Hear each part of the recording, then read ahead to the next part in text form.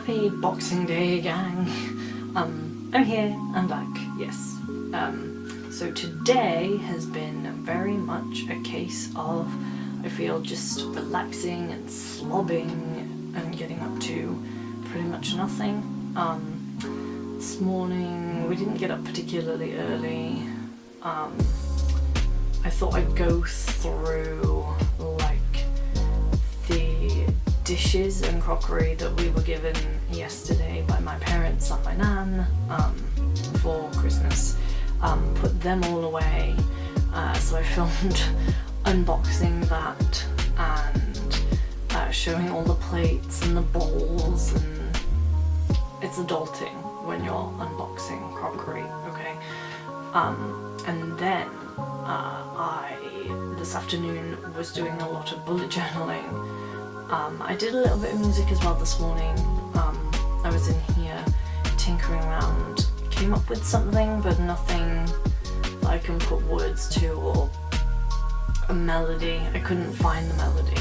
If anybody cares or would like to know what I've been doing, let me just kind of show you what I've been working on and how effective I think 3 or 4 chords can be. Most of my music tends to have a few chord progressions in it, usually 2 or 3.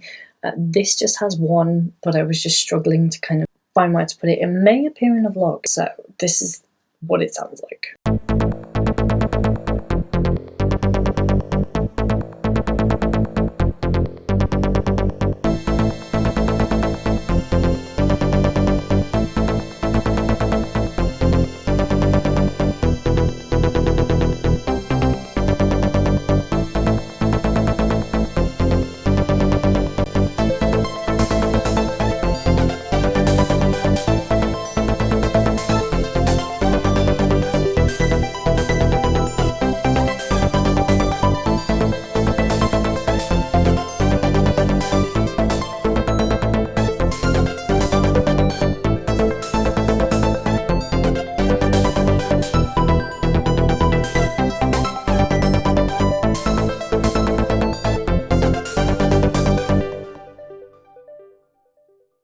Short, sweet, yeah, that's kind of the electronic-ness of what I do. So yeah, anyway, back to the vlog. But I was in the bath and did quite a lot of like rejigging around the track list for that, so that's pretty cool. And yeah, that's pretty much been my day. I thought because today's is going to be so short that I would take you through my bullet journal, but before I do, I just want to say one quick thing. So today's prompt was, do you go to the dentist regularly? And the answer to that is yes, I do go to the dentist regularly, but not in 2020. I think I've been once this year. So this is the journal that I have been using since November this year. It's an Archer and Olive one. It's blue with the fox on it, which I thought was really kind of autumnal and really nice. At the time I was trying to save it until 2021 to use, but I kind of decided to jump on in and start in November, so that's why I have a random diary that starts in November rather than January or September even, which would have been equally more fitting than starting in November. But I quite liked the idea that in 2020 time has just been all over the place and there's not really been much of a concept of time. Like, I feel like we're probably in like the 6th month of March by now. That's honestly how it's felt.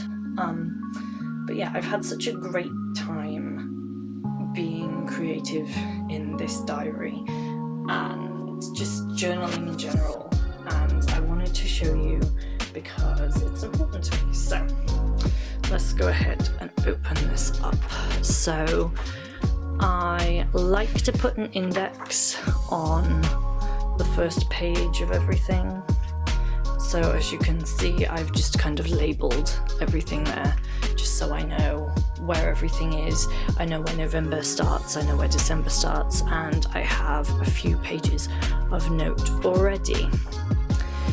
This was an idea, I think, that was christened memory blocks. I will link the Instagrammer that did this. I think it was Pages by Amy, and they had this idea of just doing like events and just generally things that evoke happiness. And I was finding before, let me move this over, I was finding before I started bullet journaling in this that my calendar spreads were not generally being used for anything. So I quite like this idea that you could like put in like things you've done. So like this one's a walk on the beach, and I made some triple chocolate, or tried to make some triple chocolate brownies there. We've been playing some Villainous with some friends, which is a board game. This is obviously, I'm just loving my music all the time. And this one's Mario Party right here. But generally it's just like a way of visually seeing what you've been doing and what you've been up to.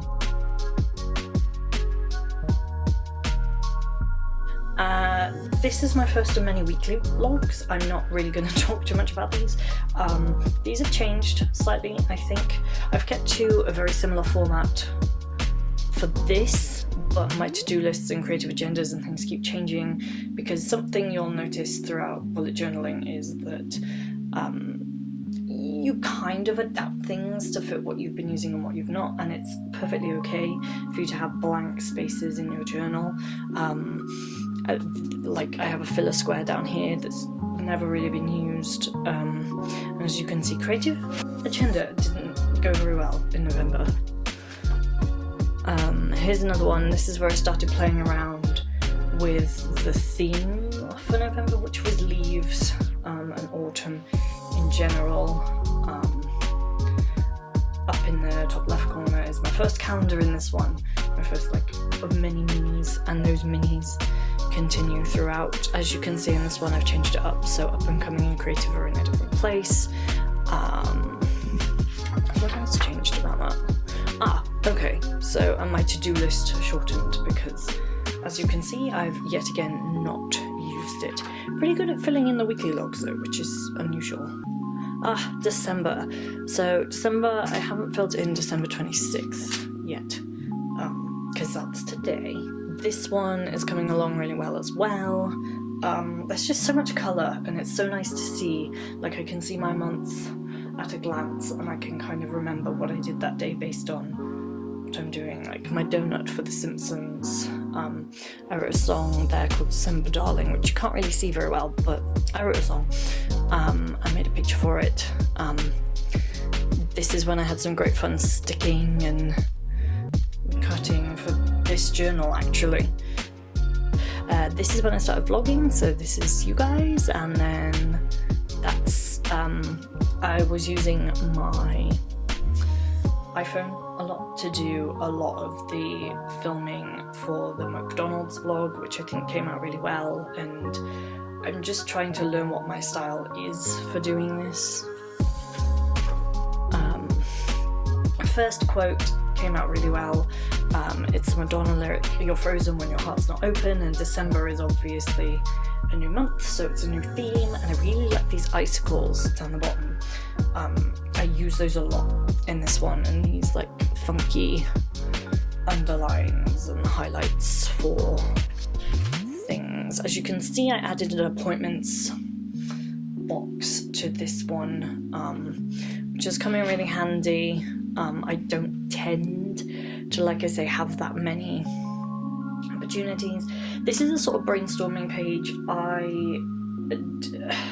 Brain dumps wise, I've tried before using brain dump pages, and all that really happens is I end up with a big blank space, because I'd rather honestly put in a page that has a title and is a brain dump, but is called something else, just so it's more specific.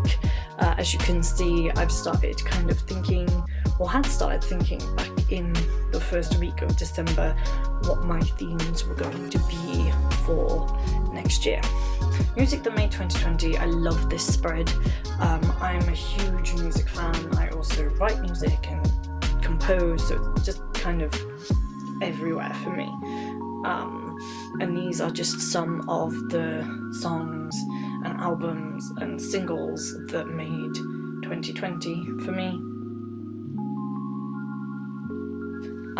December, the second week, and when the world is unfair, I'll pretend that we're there, is a line from Christmas Tree Farm by Taylor Swift. I think it was on in work a lot that week. And there's these cool trees, which I quite like. Again, as you can see, my tasks and notes is not being used.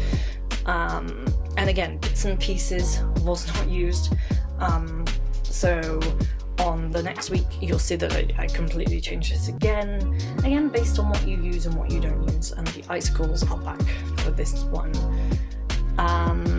December the 21st to the 31st was a bit different, because what I thought was, I don't have enough of a week to make another weekly spread, and this one then is sort of like a new year kind of goldy theme, like transitioning from December into January. I this time changed up the bits and pieces to stuff that's more useful. I don't tend to use mood trackers all that much, and as you can see, my colours went a bit skew with my appointments. I mean, Christmas Day and Boxing Day isn't an appointment, but it's more of a schedule, so I'll probably change up the wording on that in January. And then I have 3 trackers down here, which are my bullet journal, day 1 and day 1 prompts, and YouTube. The dark blue boxes are where I missed something. Like yesterday I managed to do a YouTube video, but I didn't manage to do my bullet journal and day 1 as well. But I just thought these were more useful. I did this Dutch door style weekly spread, which I'm in love with Dutch doors. I've seen people do them on the internet all the time, and I was like, I really want to try one, and I'm insanely proud of this, considering it's just like a half page essentially. But I thought it was a really cool idea and really nifty, and it works well in this journal because the pages are so thick that it's almost like a piece of card. And then my last couple of pages of 2020 are books that I have read. So I'm on my 7th. I've started a fair few more than this, but not finished them. These are the ones I've finished. This doesn't include a reread of Red, White and Royal Blue, which is still my favourite book. I historically, again, haven't been reading all that much, so to be reading now in 2019 and 2020 has been a really amazing thing to do, and I've discovered Audible through this. I also started writing a list of achievements on the other page, just as kind of a recap, because I think it's really important that we remember the things that we have achieved this year in particular, but any year in general. Like, I've written and recorded 13 songs this year, which is phenomenal and crazy. And then my last page of my 2020 journal is saying goodbye to 2020 and hello 2021. And this is my mantra here for this year. It's make time, not excuses, which I thought was really apt, because last year I did a lot more creative things. I think I've been as creative as I've ever been, and it's honestly just been so fulfilling for me. It sort of fills that void that I have been missing in my life, and I'm so glad that I found that, because I think that's really important for me and my personal development. So a key, I don't normally, haven't this year I don't think, included a key. I like to, because I like to just have a page that describes what I'm doing, even if it's just for a design element. Like, these are the things I find useful in a bullet journal. There are so many others. There's like for scheduling and migrating and that kind of thing, but I don't really need them with the style and the you know, I don't have loads of appointments and loads of notes, so I kept it simple, but I wanted to include it because I feel sometimes like a key is important just to get you into that structure of bullet journaling. And again, I've started with an index, which I'm hopefully gonna fill. So my future log this year is a little bit more ambitious. I saw this, so huge thanks to Amanda H. Lee for the inspiration on this. This is my sort of take on her like Dutch door like folder within a folder.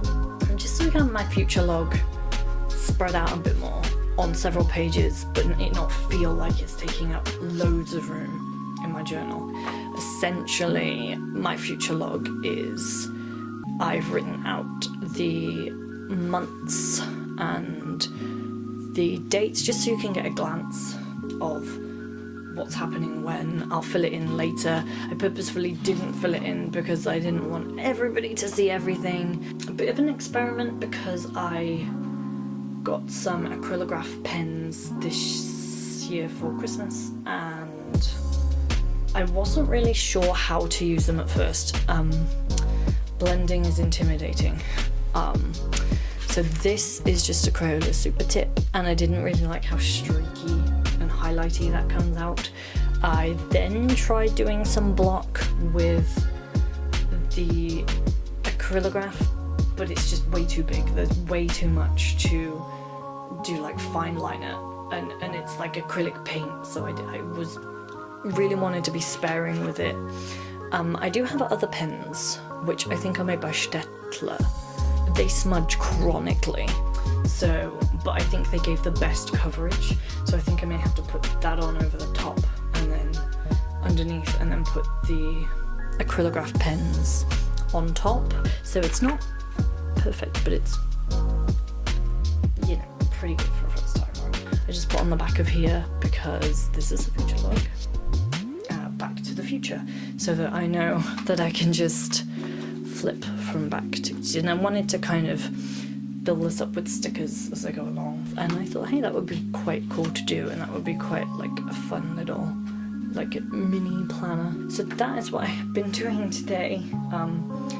I will keep you updated, if you like, on my journaling progress. Maybe once a month, just so we can flip through and see what spreads I have and all that kind of stuff. So yeah, let me know if you're bullet journaling. Go and leave a comment and yeah, let me know how you're getting on, or you know, if you find inspiration from places. I'd love to hear about it. Thanks for watching. I thought I'd finally do like a plug and say, please remember to like and subscribe and ding the bell if you enjoyed this video. Feel free to comment and watch the other ones because they're cool, and why wouldn't you? I'll see you next time, guys.